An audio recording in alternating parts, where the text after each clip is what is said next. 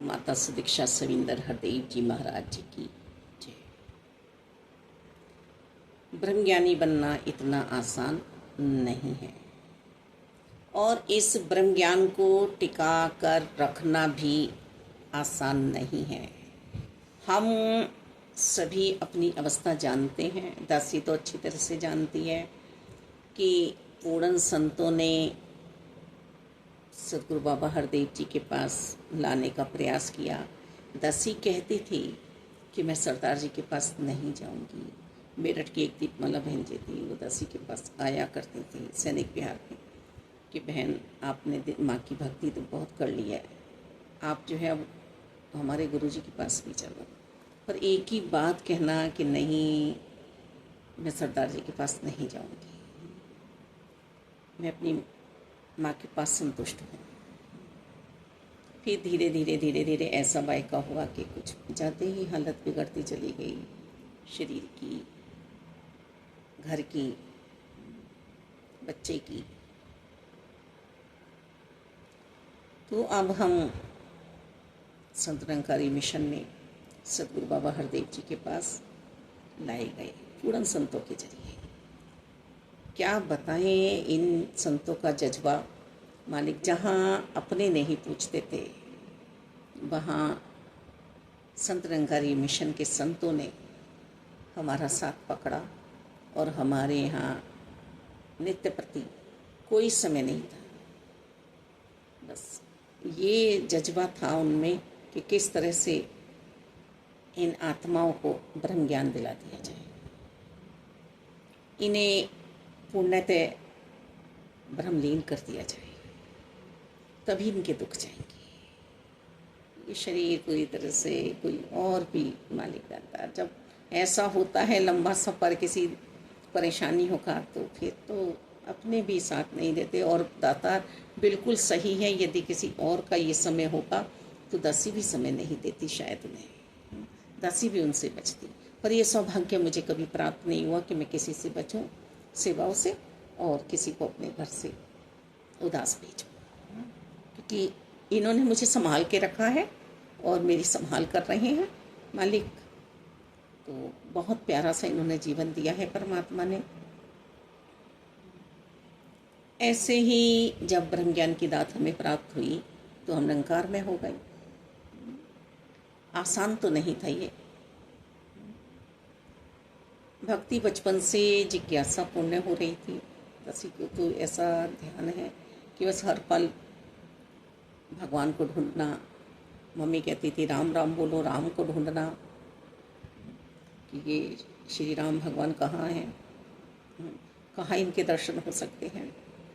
फिर माता दुर्गा जी में मम्मी ने ध्यान लगवाया, माँ में निरंकार को ढूंढना, भगवान को ढूंढना, परम शक्ति का विश्वास माता दुर्गा में हुआ। और फिर ये निरंकार प्रभु परमात्मा साकार सतगुरु बाबा हरदेव जी की कृपा से मिले तो निरंकारी मालिक होने का एहसास सतगुरु बाबा हरदेव जी ने जगाया। अब इसको संभाल देनी है। मनु जी और शतरूपा जी प्रभु की भक्ति कर रहे हैं, पहला जोड़ा जो बनाया। और मनु जी और शतरूपा जी से कहा कि ये सृष्टि बसा रहा हूँ, इसमें जाके तुम्हें संसार बसाना है और जब भी प्रलय होगी तो मैं तुम्हें अपने साथ ही रखूँगा। तुम जैसे साधु संतों का से ही फिर ये सृष्टि बसेगी, बचेगी। तो इन्हें शरीर रूप में जब धरती पर भेजा, इनकी सेवाएं इन्हें समझाई कि मेरा ध्यान करते हुए तुम्हें जीवन जीना है। जब प्रभु अंतर ध्यान होने लगे तब मनु जी ने, शतरूपा जी ने कहा कि अभी तो आप हमारे सामने हैं, पर आप हर पल हमें याद रहो, तो हमें इसके लिए कोई आधार दीजिए। तो प्रभु ने अपने स्वरूप की एक मूर्ति मनु जी और शत्रुपा जी को दी कि ये मेरा आधार मानकर तुम भक्ति करते रहना। मनु जी, शत्रुपा जी आज भी हैं।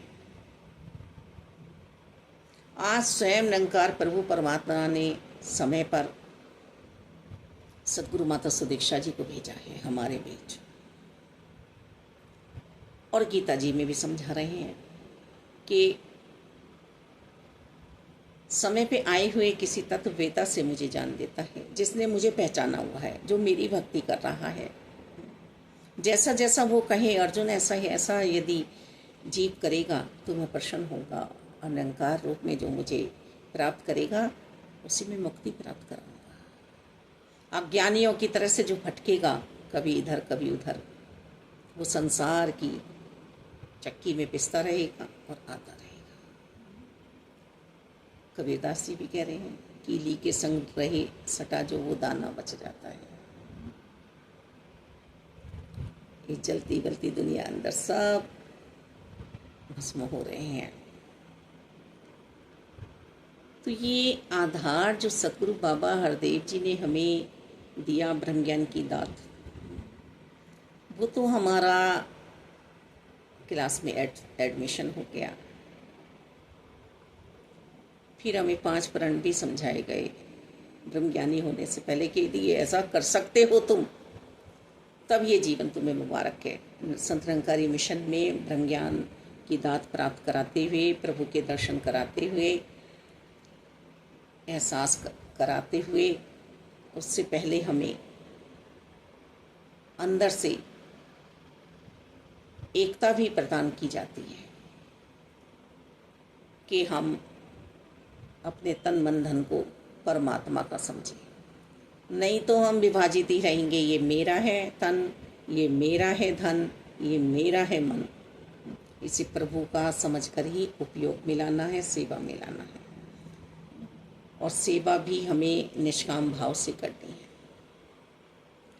जितना जितना हम तन मन धन सेवाओं में लगाएंगे, हमारी मजबूती बढ़ती चली जाएगी। हमें जाति पाति का अभिमान नहीं करना है, सभी में परमात्मा को देखना है। हर घट में निरंकार समाया हुआ है, समस्त जीवों में निरंकार समाया हुआ है। शरीर कुछ भी हो सकता है अपने कर्मों के अनुसार, पर प्रभु सब जगह समाये हुए हैं। दासी तो आज यहाँ पर ज्ञान लेने के बाद यही महसूस करती है कि चेतन और जड़ में सब में निरंकार समाये हुए हैं। जब खम्भ में प्रहलाद जी को ये दर्शन दे सकते हैं, तो फिर कहाँ नहीं है मेरे प्रभु? सब जगह है, सब जगह है। हमें अपने खाने पीने पर, पहनने ओढ़ने पर अभिमान नहीं दिखाना है, किसी पे उंगलियां नहीं उठानी है कि हम ऐसा करते हैं, ऐसा पहनते हैं, तुम ऐसा पहन कर आ रहे हो। हर जगह की अपनी अपनी खेती है, हर जगह उपजाऊ अलग अलग हो रही हैं वस्तुएं। तो जैसी जिसको प्राप्ति हो रही है वो वैसे ही खाएगा मालिक दाता। बस हमें तो प्रभु की भक्ति करनी है, सबके साथ मिलकर। एक को जानो, एक को मानो, एक हो जाओ। हम समस्त मानव, क्या समस्त प्राणी जीव एक ही प्रभु की संतानें हैं। चोला हमारा मिल रहा है हमें कर्मों के हिसाब से, पर जब ब्रह्मज्ञानी बन जाते हैं तो हमारा ये ब्रह्म भुलेखे भी मिट जाते हैं। अब हमें कर्म जो करने हैं निष्काम भाव से करने हैं। गृहस्थी में रह के ही भक्ति करनी है हमें मालिक। संन्यास बुराइयों से लेना है हमें। संत निरंकारी मिशन वास्तव में ही बहुत बहुत प्रकार से हमें बुराइयों से बचा रहे हैं मालिक। हम चोला धारण करके इधर उधर चले जाएंगे, अपने कर्तव्यों से विमुख हो जाएंगे, अपने फर्जों से विमुख हो जाएंगे। अंत सांसों तक हमारा कुछ ना कुछ गृहस्थी में सेवाएं बनी रहती हैं। तो सदगुरु माता सुदीक्षा जी की शिक्षा जिसने ग्रहण कर ली उसका जीवन बन जाएगा। मालिक, कुछ छोड़ने की बात नहीं हो रही है, बस मन से बुराइयों को छोड़ दो, किसी को दुख मत पहुंचाओ, किसी की पालना करो तो दिल से करो मालिक दाता। और पांचवा प्रण है कि अपने ब्रह्म ज्ञान को जो प्रभु प्रकट हुए हैं, हमारे सामने दर्शन दिए हैं हमें, ये ब्रह्म ज्ञान किसी पर खुलना नहीं है बिना गुरु जी की आज्ञा के। जब ये चाहे तब तो सब कुछ हो सकता है, सब कुछ हो सकता है मालिक दाता।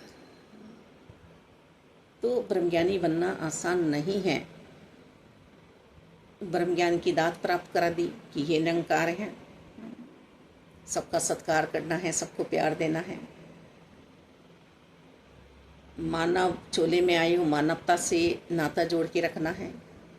अब बात आ रही है कि सेवा सिमरन सत्संग करते हुए अपने जीवन को बिताना है, अंत श्वासों तक ही कर्म करना है और हमें कभी रोगी नहीं बनना है, निरोगी होके हम जिएं। यदि परमात्मा का एहसास हमारे पास है तो फिर हम रोगी क्यों? हाँ, संसार की मोह माया में जब हम फंसते हैं तब हम रोगी वास्तव में ही बन जाते हैं मालिक। तब हमें ये दुख का एहसास होने लगता है, सुख का एहसास होने लगता है।